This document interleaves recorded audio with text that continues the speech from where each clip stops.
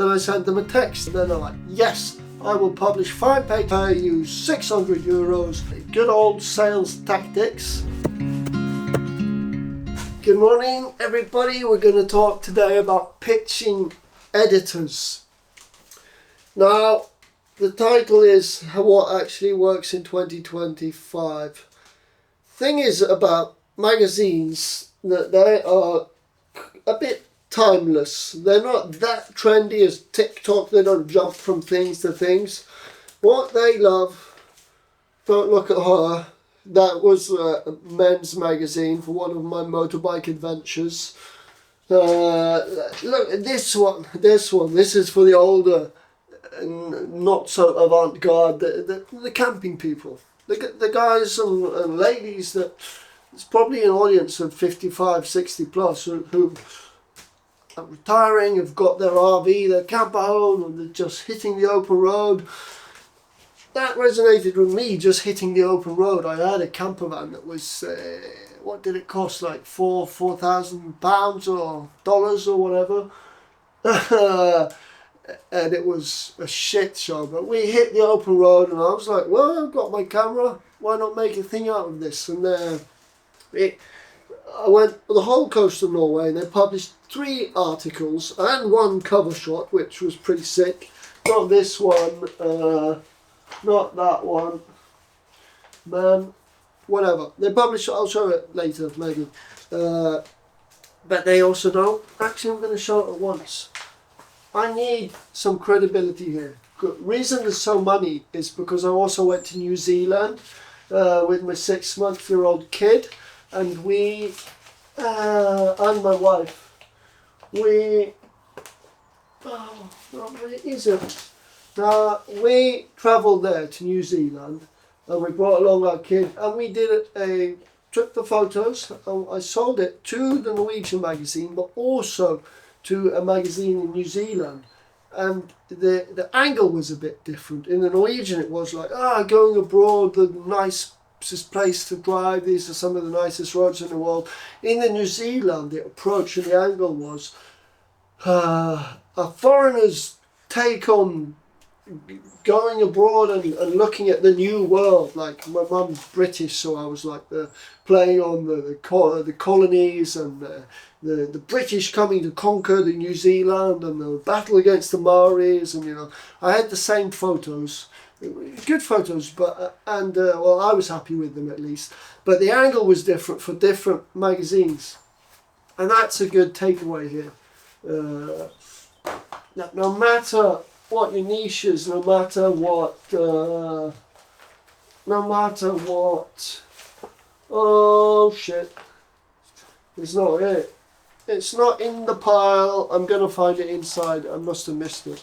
I promise you, I have got a cover shot on a RV magazine. I'll find it. I've got it on my old Facebook. It's not like I've only got 4 cover shots in my whole life, so I think I would remember one of them. Getting a cover shot is one of the most amazing feelings you'll ever. Even though like 2 times that my cover shots have been. Now I'm going to find one that. We're not going to focus on looking through that pile the whole video. Sorry. Back to the point. What were we even talking about? I often go on some digressions. I'm sorry about that, but I hope they're still relevant. Now, what was the topic of the video? It was something to do with what works with pitching and editors in 2025. Well, I sort of touched it. It was finding an angle that's specific for that country and my background and that magazine and that niche. So let's just take the RV camper van. So like mostly in my life I've done mountain bikes like this. This is one of my cover shots which I'm really stoked on. Now I found it. I knew I'd just seen it. No, that's not it. Sorry. Cover shot amazing, but that's not the point here. The point is finding that angle So in the RV magazine in Norway, I did a completely different approach when pitching an RV magazine in New Zealand. And I think it was also published in Swedish, but a lot of the magazines I can't even get hold of because I can't be bothered going to Sweden just to buy it. No, they don't really often even, like, editors are busy, so they're not going to be like, oh, let me take a time in my day to send off magazines to everyone who submits. And that's one of the key points here. What works to get editors' attention? They are busy. They get a lot of emails all the time, people wanting stuff, people asking for stuff. So make it easy for them to work with you after you've got the gig. But before you've got the gig, make the story compelling. The subject in the email is important. This is pitching though, okay? So I'm going to dive into pitching in one of my other videos, like crafting the email and the PDF. It's a subject on its own.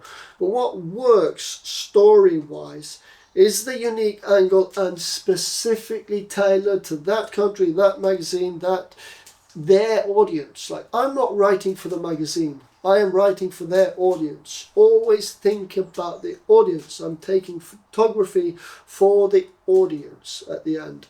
So what I tend to do, I take the photography that I like, right? I'm not trying to think about who's going to, sort of a bit contradicting, okay? Because you have to do what's personal and what's unique and what is you, right? Because you are the style, you are the angle, how you see the world.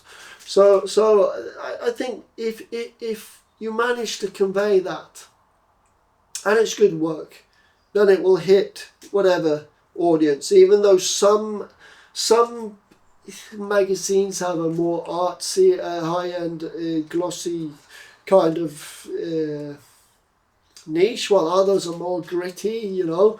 But so what can I say? Maybe if you're a bit more gritty and real and down to earth, maybe the glossy, just the ones that are not for you.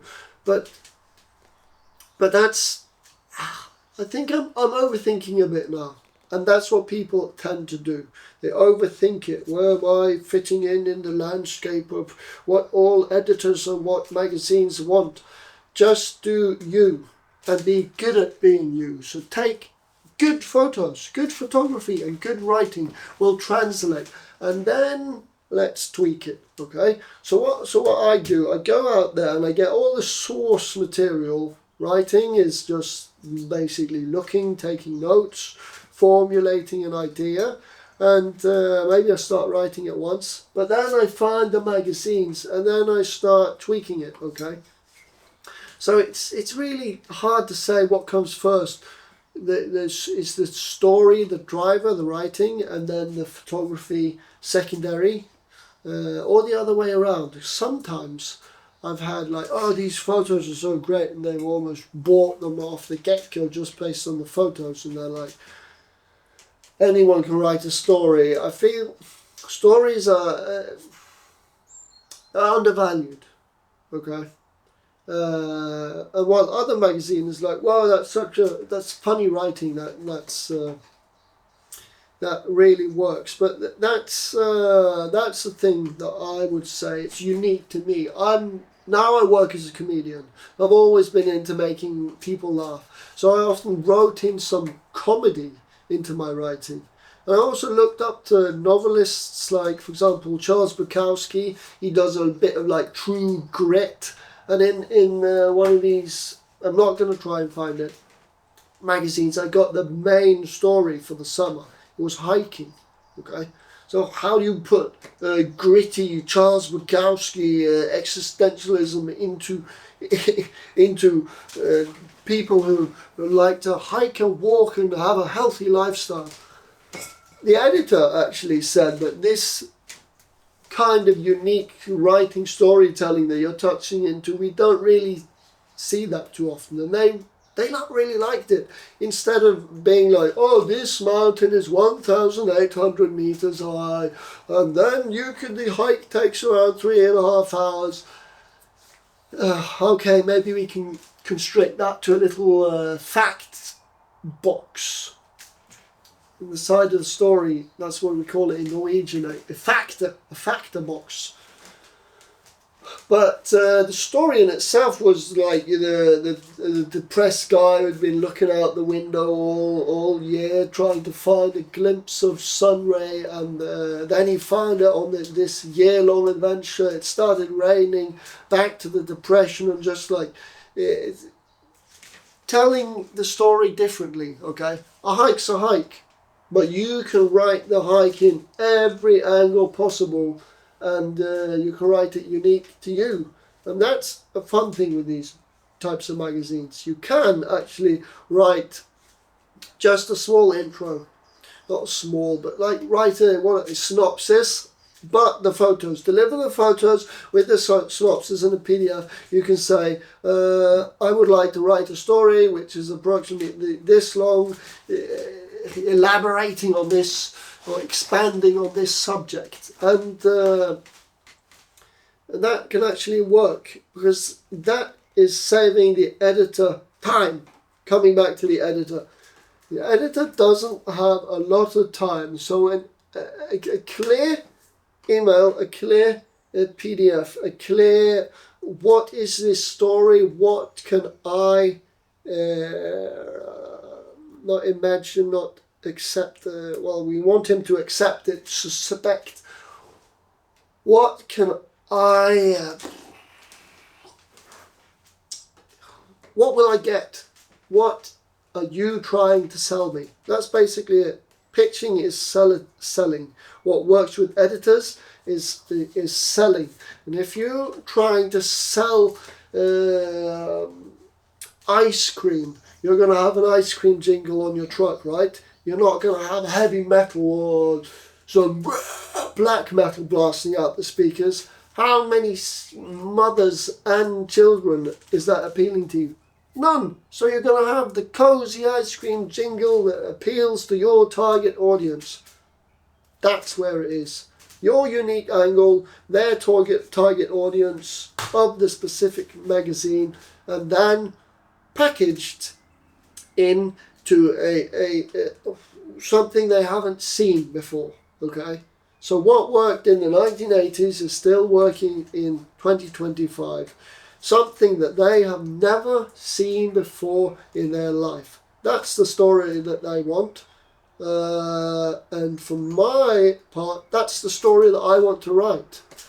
Do you want your work to be memorable, or do you want it to be whatever, as long as I'm published and someone shows my photo, I don't care. Get free stuff. You can do that as well. You can get ChatGPT to write your whatever, and I bet that a lot of that stuff is going to get published. They probably write a lot of their in-house stuff themselves that way. A lot of stuff is on the decline, but whatever. It's probably going to go on the incline again when AI starts to really, I don't know, maybe we're going to be obsolete. But that's another subject for another day. No, actually we are not, because you have to find the story. That's what it's all about, the angle, the unique angle, finding the right people and getting their take and your take. Everything that goes into your brain and your life has to come out through creativity. At least it does for me, and that's where the key golden moment is. That can be a bit esoteric. Oh, you just have to wait. Down to earth, hard key, facts, tips, write whatever is unique to you, tailored to their target audience, and then pitch it, and just keep on pitching. If it doesn't work the first time, maybe you can follow up. I've had to follow up editors like, hey, did you see that? And then get on the phone. They're not going to pick up the 3 first times. Then I send them a text. And then I call them again. Then I email them again. After like 5 points of contact, again selling. These guys are busy. The one guy said, yeah, I looked at it, the photos were great. I haven't got time to get around to it. Didn't hear anything again. Called him again. And then I said, hey, I've also got this other magazine that's interested, but we've been talking for some while. What do you think? And then they jump around to it, and then they're like, yes, I will publish 5 pages of this stuff. I will pay you 600 euros, and we are golden. And I'm like, yeah, it's sales, it's selling. You cannot just stop after the first, what's it called, rejection. Like, you have to keep knocking on the doors. So that's pitching what will work with editors in 2025 is good old sales tactics. And the funny thing about this is you don't need to have a following on social media. You don't have to have it's a bit old school, right? It's like cold calling. After a while they will get learn to remember your name. You say, oh, remember that piece a year ago? Yeah, here's me again, hello.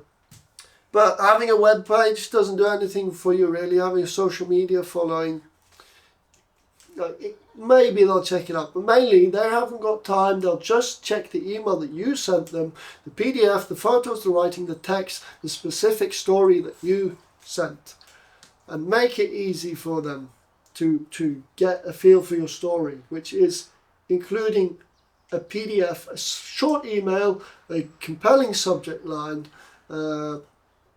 write pitch in the start, pitch semicolon, what is this pitch about, short text, and then an attached PDF which they can open in their email browser, good writing, good headline, and then just laying it out a bit, like nothing. You can do it on Canva probably for free or some other AI tool. Writing, photos, image text, like just make it easy for them to see that you've thought about already that this is going to hit their target audience, and then it's also something that they've never seen before. I think that sums it up. Keep going, keep working, keep grinding, and you're great.